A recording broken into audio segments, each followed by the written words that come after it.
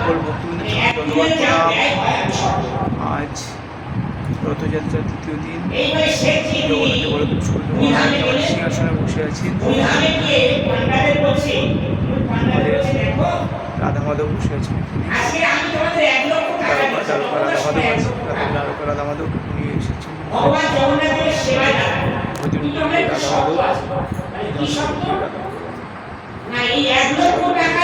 তিনি আবার একসঙ্গে যাবেন। আজকে দ্বিতীয় দিনে পাঠ চলছে, ভক্তরা দর্শন করুন। ভাগবত কথা চলছে প্রতিদিন বিকেল 4টা থেকে।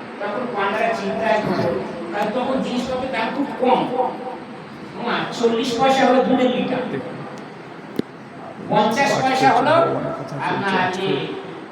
দইয়ের কেজি পরিবেশন করছেন পূজ্য। ঠিক আছে, তো এই রকম দাম করে 1 লক্ষ টাকা খরচা করতে হবে একবারে।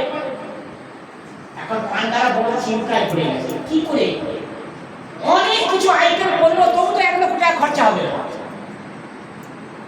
তখন অনেক কিছু উপায় কেউ বার করতে পারবো না।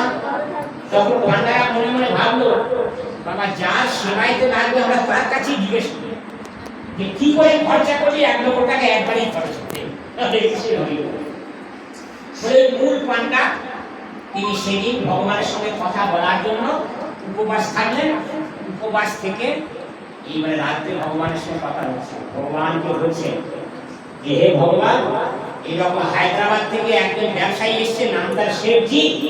সে 1 লক্ষ টাকা দিয়েছে এবং তার শর্তটা হলো একবারই 1 লক্ষ টাকা খরচ করতে হবে এবং আমি দেখে তবে যাব, এই নয় যে আমি চলে যাবো। তোমরা অনেক দিন ধরে